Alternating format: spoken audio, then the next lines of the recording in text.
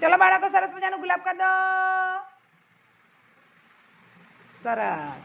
તો જુઓ નવબેન, તમારે અહીંયા જે ચિત્રો દોરેલા ને રે એની તમારે એક સરખી જોડ બનાવવાની. તો રેડી છો? તો બનાવો. ચલો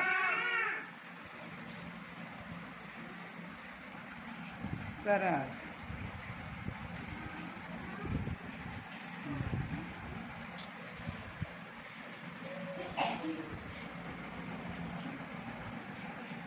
સરસ.